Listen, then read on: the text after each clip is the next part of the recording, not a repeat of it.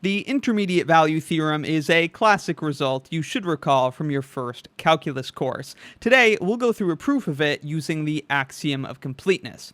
If you'd like to see a perhaps less standard proof using connected sets, I'll leave a link to that in the description. Of course, the intermediate value theorem, roughly speaking, tells us that a continuous function can't have any gaps. It can't jump over any values. If its first value on a closed interval is f of a, and its last value is f of b, well then somewhere in there it must have attained every single intermediate value as well. The proof of this theorem is very easy, but to make it so easy, we're going to prove a lemma first. So this lemma is basically just the intermediate value theorem again, but instead of allowing for any intermediate value, we focus specifically on 0 as an intermediate value.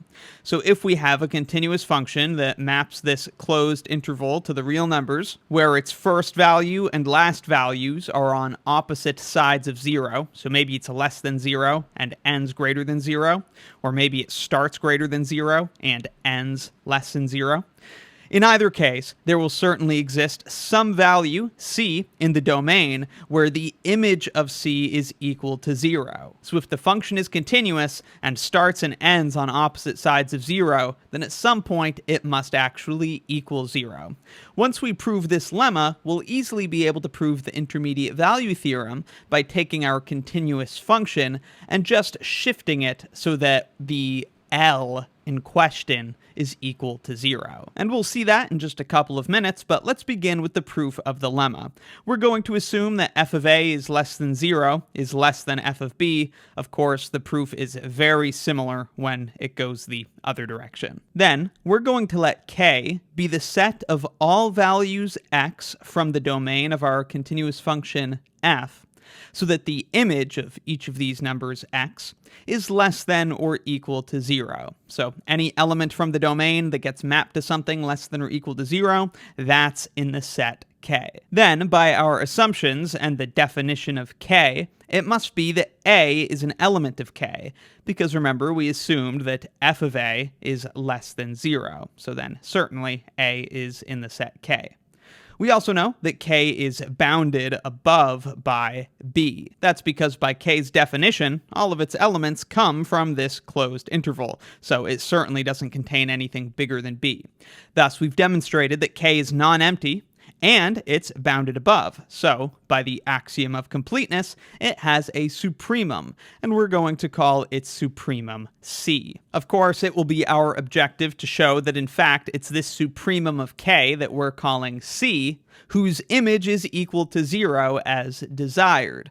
But without any further arguments, all we can say is that f of c is either greater than 0, less than 0, or equal to 0. But in fact, it's not difficult to show these two things are not possible. Indeed, c, being the least upper bound of k, forbids both of these possibilities. The continuity of f guarantees us that if f of c is greater than 0, we could find an x that's less than c with f of x greater than 0. This is because the continuity of f assures us that as long as we take a point sufficiently close to c, we can make its image, f of x, as close to f of c as we want. And so if f of c is greater than 0, we could take an x sufficiently close to c so that f of x is also greater than 0. This would be a contradiction though, because c is the least upper bound of k. So x being less than c implies that x is an element of k, but then by definition of k, that means f of x is less than or equal to 0, contradicting this, that f of x is greater than 0. So that shows f of c cannot be greater than 0. It causes this contradiction. On the other hand, if f of c was less than 0, that would also be a problem, because by similar logic with the continuity, we could find an x that's greater than c, but with f of x less than 0. Again, that's because if f of c is less than 0, then we could take an x sufficiently close to c so that its image is sufficiently close to f of c, and sufficiently close so that it's also less than 0. But if f of x is less than 0 with x greater than c, then x is an element of k that's greater than the supremum. Of course, that contradicts c being an upper bound of k. So indeed, f of c can't be less than 0 either, because this would give us an element of k that's greater than k's supremum. So not possible. The only possibility that remains then is that f of c is equal to 0. So we've constructed this set k whose supremum we've now shown is the desired point, the point whose image is equal to 0. Thus, we've proven the lemma, and we can use this to prove the intermediate value theorem. So returning to the IVT, here is its proof. Let's just read through the theorem here. F is a continuous function on this domain, the closed interval from a to b, and the theorem states that if L is a real number that's between f of a and f of b, of course those inequalities can go in either direction, but either way, there must exist some point c in the interior of the domain where f of c is equal to that number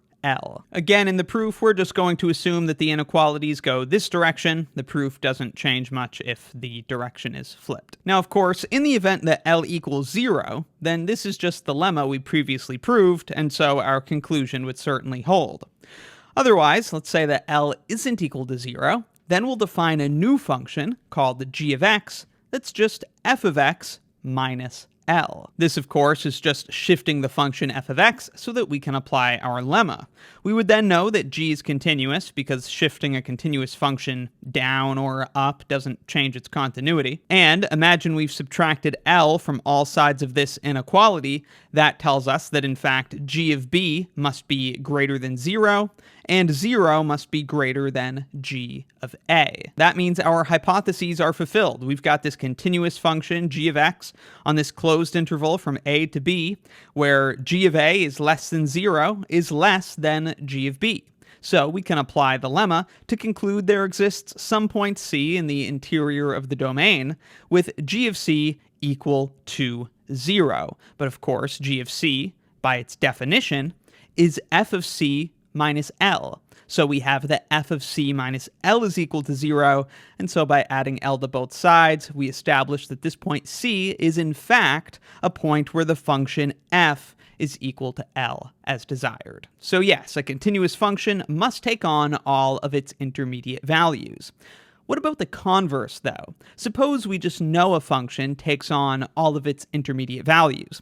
We call that the intermediate value property. Here's a definition of that. We say a function f has the intermediate value property on a closed interval from a to b if for all x less than y in this closed interval and all numbers L between f of x and f of y, there exists some point in the domain between x and y with f of c equal to that value L. Again, this is just saying that a function takes on all of its intermediate values. And a function with this property is in fact not necessarily continuous.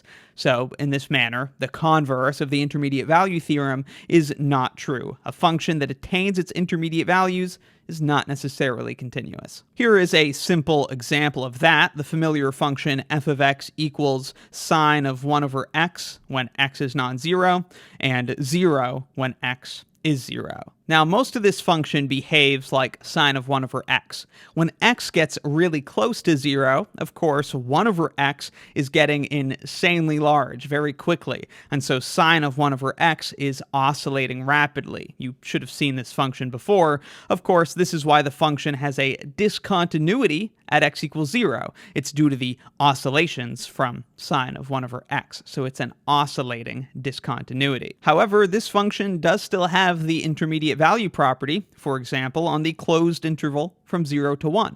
So it has the IV property on this closed interval, but fails to be continuous on it. So that's worth keeping in mind, but there we go. We have proven the familiar intermediate value theorem. Let me know in the comments if you have any questions, and if you want to further support what I do, consider picking up some of the coolest math shirts in the world at my math fashion store, mathshin.com. Right now, I've got on the Pigeonhole Principle t-shirt. I'm sure I don't have to explain this to you. There's some really awesome stuff on there. Check it out. Link in the description, mathshin.com.